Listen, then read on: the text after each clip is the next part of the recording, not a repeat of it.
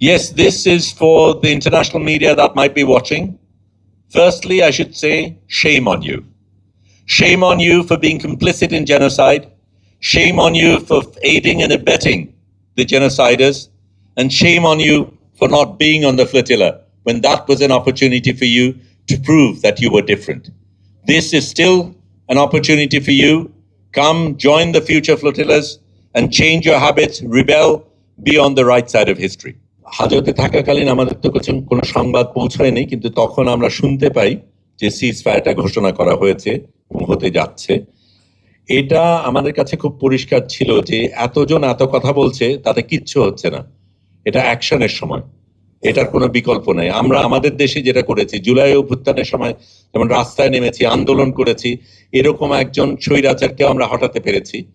এখানেও সেই জিনিস আন্তর্জাতিকভাবে সেরকম একটা জিনিস করা দরকার। আমাদের একেবারে আক্ষরিকভাবে ফিজিক্যালি নিজের দেহ দিয়ে আমার কোনোভাবে ইন্টারভেনশন করার প্রয়োজন আছে, এটা আমরা মনে করেছি। এই প্রশ্নটা করেছিলেন, আমরা এখানে যারা যারা ছিল তাদের অনেকেই এর আগে গাজায় ছিল, তাদের উপর অত্যাচার হয়েছে, তারা সেই অত্যাচার সহ্য করার পরে আশেপাশের মানুষ মারা গেছে, তারপরেও কিন্তু এই মানুষগুলি যাত্রাটা করেছে। এবং আমরা একটা জিনিস করেছি আপনার প্রশ্নের উত্তরে, এই অসাধারণ কিছু ব্যক্তি একসাথে হওয়ার কারণে আমরা যে সিদ্ধান্ত নিয়েছি যে আমরা এখন আন্তর্জাতিকভাবে একটা নেটওয়ার্ক দাঁড় করাবো। যেহেতু গ্লোবাল লিডাররা করবে না, আমরা অ্যাক্টিভিস্টরা কিভাবে করতে পারি সেই লড়াইয়ের প্রস্তুতি আমরা নিয়েছি। একটা সেটা বিস্তারিত আলাপ আপনার সাথে করব না, কিন্তু একটা ব্লুপ্রিন্ট আমরা করে রেখেছি। এবং আমরা ফেরার আগেই আমরা সিদ্ধান্ত নিয়েছি যে আবার আমরা যাব এবং 1000টা জাহাজ যাবে। আতঙ্ক ছিল, আমি যে ফিরতে নাও পারি সেটার ভয় ছিল, এবং সেই কারণেই কিন্তু আমরা আগে বসে, আমার অন্তত দেরি হতে পারে, নাও আসতে পারি, সেটা যদি হয় তাহলে কি হবে, প্রতিষ্ঠান চালানোর ব্যাপার রয়েছে, সেগুলির প্রস্তুতি আমরা নিয়ে যাবতীয় কাগজ সই করে তারপরে আমি উঠেছি। আমি নিউ ইয়র্কে ছিলাম যখন লরেন ওয়ালশ নামে আমাদের একজন সহকর্মী, যিনি পাঠশালার মাস্টারও ছিলেন, ওনার সাথে আমি আলাপ করছি। তখন আমি জানতাম যে এরকম একটা মিডিয়া ফ্লোটিলা হতে যাচ্ছে, কিন্তু তার সাথে আমার সরাসরি যোগাযোগ ছিল না। সে বলল আমার একজন আছে যার মাধ্যমে হয়তো যোগাযোগ করা যাবে। তখন হুয়াইদা আরাফের, এটা বোধহয় 23 তারিখে, 24 তারিখে উনি হুয়াইদা আরাফের হোয়াটসঅ্যাপটা দিলেন। আমি হুয়াইদাকে লিখলাম, সে তখন জিজ্ঞেস করলো প্রথম, তুমি কি করে জানলে? তারপর আমি জানালাম, আমার পরিচয় দিলাম। তারপরে 24 তারিখেই অন্যদের কিন্তু বাছাই করা অনেক আগে হয়েছে, আমি একদম শেষ ব্যক্তি যাকে ইনক্লুড করা হয়েছে। তখন সে বলল তুমি 28 তারিখের মধ্যে ব্রিন্ডিসিতে পৌঁছাতে পারবে কিনা। আমি তখন দেখলাম কোনোভাবেই এটা সম্ভব না, কিন্তু তার আগে আমি সিদ্ধান্ত নিয়ে ফেলেছি আমি যাব, এবং রেহনুমাকে আমি জানালাম যে আমি যাব। তখন তো আমার যোগাযোগ আছে, ও একটা ছোট্ট উত্তর দিল 100%। এবং তারপরে আমরা কি করব কি না করব সেগুলি লম্বা আলাপ গেছে। এবং তারপরে এটাও একটু মজার জিনিস বলি, সেটাও একটা ইন্টারেস্টিং জিনিস। লরেনের সাথে আমার পরের দিন সকালবেলায় দেখা করার কথা, ও শরীর খারাপ বলে আসতে পারেনি। আমি নিউ ইয়র্কে যখন হেঁটে যাচ্ছি তখন রাস্তা দিয়ে এক ভদ্রলোক বাংলাদেশি, উনি আমাকে দেখে চিনে ফেললেন এবং উনি ইশারা করলেন কথা বলতে চাই। আমি বললাম ভাই আমার খুব ব্যস্ত, এখন পারবো না। আমরা নম্বর যোগাযোগ করলাম। উনি তারপরে বহুবার আমার সাথে যোগাযোগ করতে চেষ্টা করতে পারেননি। ওই দিন লরেন্স না থাকাতে তাকে আমি সময়টা দিলাম। সে এসে, আমি তখন ট্রাভেল এজেন্টের সাথে যোগাযোগ করছি কি করে আমি ওই জায়গায় অত তাড়াতাড়ি পৌঁছাবো। তখন সে আমাকে বলে সে একটা ভিয়েতনামিজ বিলিয়নারের জন্য সে ফিক্সার, বিভিন্ন জিনিস ম্যানেজ করে। সে এমনকি বললো যে তার একটা রাশিয়ার থেকে বিড়াল আনতে আমার $12,500 খরচ করতে হয়েছে, কিন্তু সেটা অন্য আলাপ। তো সে বললো আমি তো জানি কি করে করতে হয়। সে তখন অ্যাপে বসে যেই জিনিসটা করলো, বলে দেখো ব্রিন্ডিসি তুমি পৌঁছাতে পারবে না, কিন্তু রোম থেকে তুমি যদি বাস নাও লেচ্চে বলে একটা জায়গায় যেতে পারবে, 10.5 ঘন্টা যাত্রা। তা আমি ওইটাই করলাম, বললাম রাতে দাও, কারণ আমি এখনো ফ্লাইট পাইনি। ফ্লাইট তার আগে আমি ব্যবস্থা করতে চেষ্টা করবো যাতে রোম পর্যন্ত পৌঁছাতে পারি, কিন্তু একটা হলে আর একটা হবে সেটার বিলাসিতা আমাদের নাই। যাতে বাসের টিকিট আমি তখন কেটে ফেলে তারপর আমি অন্য মিটিংয়ে চলে গিয়ে ট্রাভেল এজেন্টকে দায়িত্ব দিলাম তুমি এই টাইমের মধ্যে আমাকে রোমে পৌঁছানোর ব্যবস্থা করো। আমি ওইখানে ফোকার টার্ক আর প্রফেসর ইউনুসের যেই মানবাধিকার সেশনটা ছিল ফোর্ড ফাউন্ডেশনে, ওখানে যখন বসে আছি তখন সে আমাকে টেক্সট করলো, আপনার জন্য অপেক্ষা করছেন, আমি বুক করে ফেলেছি। কাজে সেইভাবেই হলো। এবং আমি নিউ ইয়র্ক থেকে আমান হয়ে, দোহা হয়ে, ঢাকায় পৌঁছে এখানে আমাদের সাথে কি হবে, এতদিন থাকবো না, কিভাবে চলবে, এগুলির প্রস্তুতি নিয়ে আবার প্লেন ধরে রোমে গেছে এবং প্রেস কনফারেন্স করে রোমে চলে গেলাম। রোমে গিয়ে ওখানে তারপরে 5 ঘন্টা অপেক্ষা করে রাতের বাস ধরে সকালবেলায় লেচি পৌঁছালাম। সেখান থেকে আরেকটা বাস নিয়ে আরেকটা ট্রেন ধরলাম, সেই ট্রেনের পরে আরেকটা বাস নিয়ে তারপরে 20 মিনিট হেঁটে অত্যন্ততে যেখানে ওদের মহড়াটা ছিল সেটা 29 তারিখ সকালে পৌঁছাতে পারলাম। আমার 28 তারিখ রাতে পৌঁছানোর ওইটুক গ্রেস তারা আমাকে দিয়েছে। অধিকাংশ কি ছাড়া হয়েছে, এমনকি সুমুদের কয়েকজনের আগে ছিল তাদেরকেও ছাড়া হয়েছে। আমরা যেই প্লেনে এসেছি তাতে আমরা প্রায় প্রত্যেকে ছিলাম। যারা আসেনি আমরা জানতে পেরেছি তারা প্রধানত ইসরায়েলি, তাদের এবং তারা ডুয়াল সিটিজেনশিপ তাদের আছে, ইসরায়েলি এবং মার্কিনী সিটিজেনশিপ আছে, তারা ছাড়া পায়নি। আমরা চিন্তিত ছিলাম যে আদনান হয়তো ছাড়া পায়নি, কারণ তাকে আমরা খুঁজে পাচ্ছিলাম না। এবং আমাদের হাঙ্গার স্ট্রাইক অল্প কয়েকজন ছাড়া আমরা সবাই, আমি সহ, আমরা প্রত্যেকেই করেছি। যেই 2-1 করেছে তাদের শারীরিক অবস্থা ছিল। এবং আমাদের হাঙ্গার স্ট্রাইকের আরেকটা কারণ ছিল, একজন 7 নম্বর সেলে, 6 নম্বর সেলে আরেকজন ছিল, নাম হচ্ছে ক্লাউডিও, ইটালিয়ান, সে একজন বুদ্ধিস্ট মাঙ্ক। তার এই যাত্রায় শুরু করার আগে তার একটা স্টেন্ট বসানো হয়েছিল, তার সেটার ওষুধ দরকার ছিল, সেই ওষুধ রাখা ছিল সামনে কিন্তু তাকে দেওয়া হচ্ছিল না, এবং তাকে সেই ওষুধ দেওয়ার জন্য আমরা প্রতিবাদটা করেছিলাম। আমরা লোহার বিছানায় ঘুমাতাম। এটা আমরা নামার পরে আমাদের কিন্তু বাসে করে প্রথমে তো অনেকগুলি চেকিং হয়, আমাদের যন্ত্রপাতি নিয়ে নেয় সবকিছু। তারপরে আইনজীবী, ভাগ্যিস আমরা প্রস্তুতি নিয়েছিলাম, আইনজীবী আমাদের প্রথম সই করার সময় একটা ডকুমেন্ট সই করতে হয়, সেই ডকুমেন্টে লেখা যে আমি অবৈধভাবে ঢুকেছি। আমরা আগেই সিদ্ধান্ত নিয়েছিলাম এই মুসলিকে আমরা সই করব না, কারণ আমরা তো অবৈধভাবে যাইনি, আমরা আন্তর্জাতিক পানিতে ছিলাম এবং এই অবরোধটা অবৈধ, কাজে আমরা নিজেদের অবৈধ বলবো কেন। সেটা অবশ্য আমরা আইনজীবীদের সাথে আলাপ করে নিয়েছিলাম। আরেকটা ফর্ম ছিল, সেটাও কিছুটা ওই রকমের, এই দুটোর কোনোটাই আমরা সই করবো না বললাম। তৃতীয় একটা ফর্ম, যেটা আইনজীবী আমাকে অবশ্য বলেছিল আইনজীবীকে পাওয়া যাচ্ছে না, আমি বলছি আমি আইনজীবী ছাড়া বসবো না।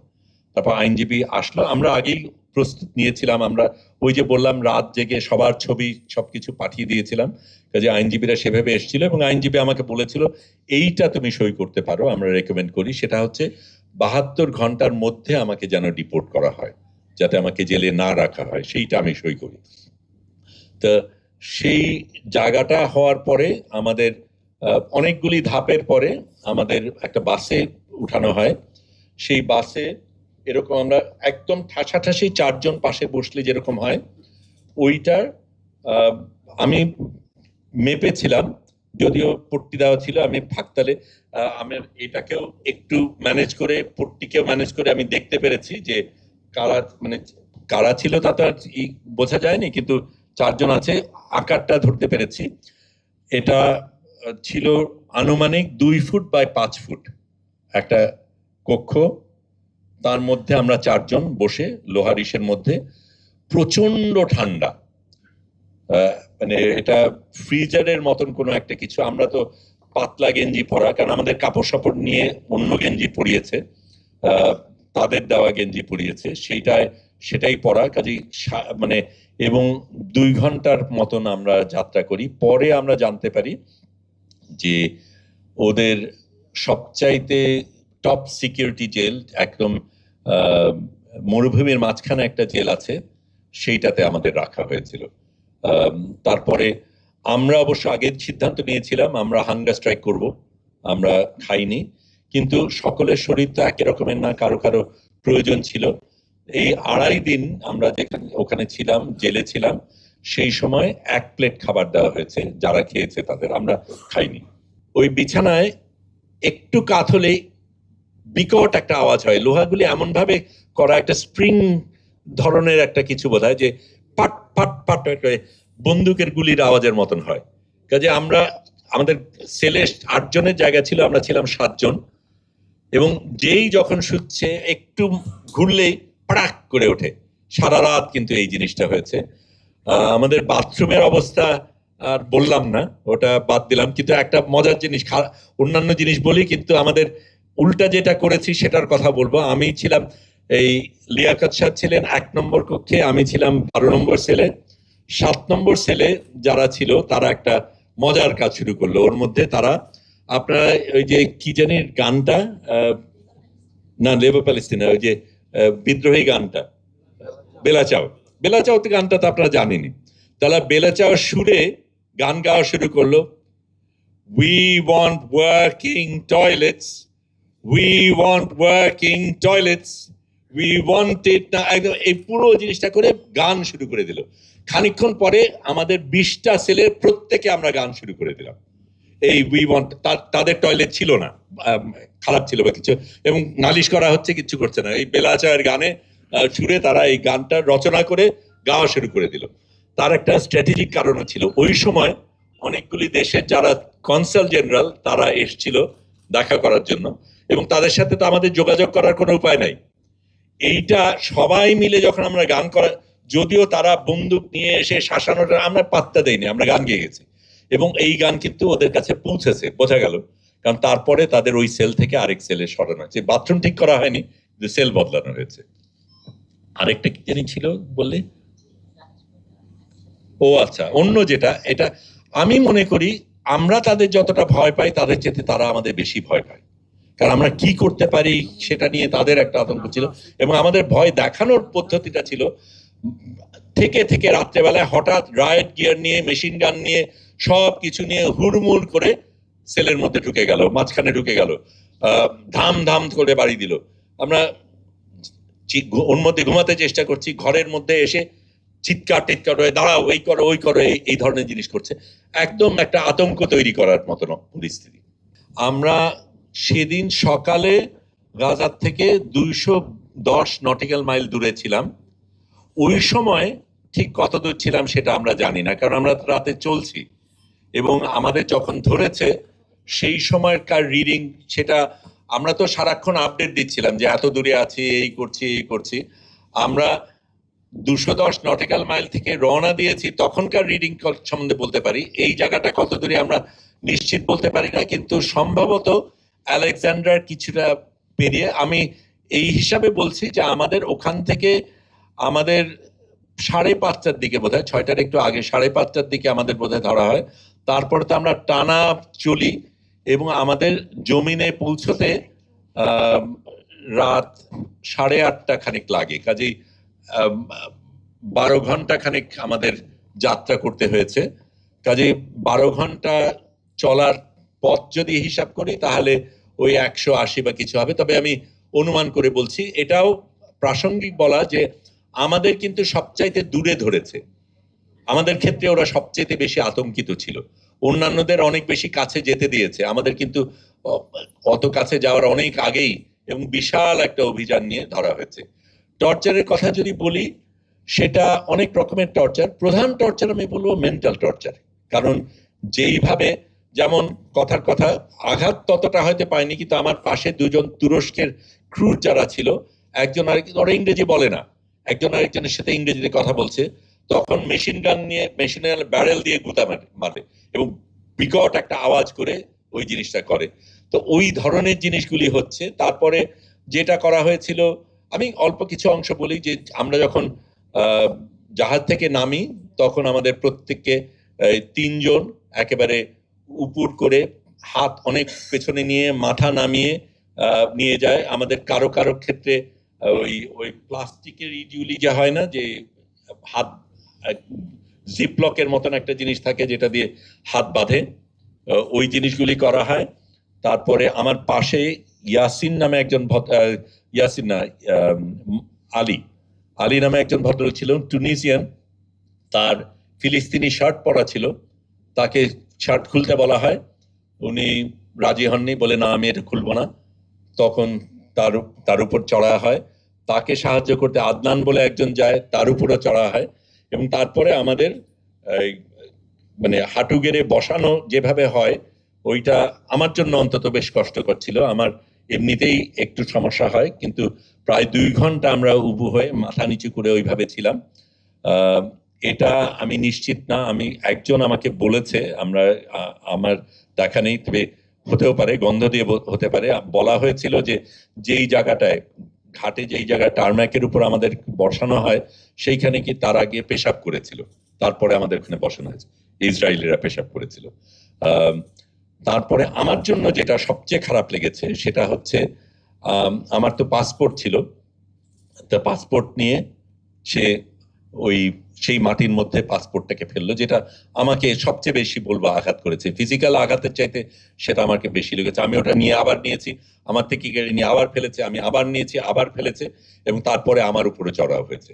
কাজে এই ধরনের কিছু কিছু জিনিস হয়েছে যেটা নিয়ে আমরা চিন্তিত ছিলাম। আমি এই আলীর কথা যদি বলি, আলীর তখন গেঞ্জি ছেঁড়া, আমার ওই সময় আমার অন্তত মুখে চোখে পট্টি দেওয়া ছিল না এবং হ্যান্ডকাফও করা ছিল না। আলীর কিন্তু তাই ছিল, আদনানেরও তাই ছিল, এবং তারা তো কষ্ট পাচ্ছিল বলাই হচ্ছিল। তারপর আমার পাশে যেহেতু ছিল, তাকে বলছিল সে ইউ লাভ ইসরায়েল, সে বলে না আই লাভ প্যালেস্টাইন। তারপর আবার চড়ো হলো তার উপরে। পরবর্তীকালে যেই লিয়াকত, যিনি বাংলাদেশি, সিলেটি বাংলাদেশি, যিনি আমার সাথে যোগাযোগ করেছিলেন, পরে জেলে তার সাথে আমার দেখা হয়, তখন উনি বলেন ওনাকে তারা বলেছিল তুমি হামাসের এজেন্ট, ভিতরে নিয়ে তোমাকে গুলি করা হবে। কাজে এই ধরনের জিনিসও হয়েছিল। আর অন্যান্য ভাবে অত্যাচার তো করা হয়েছিল, সকলকে ছাড়া হয়নি।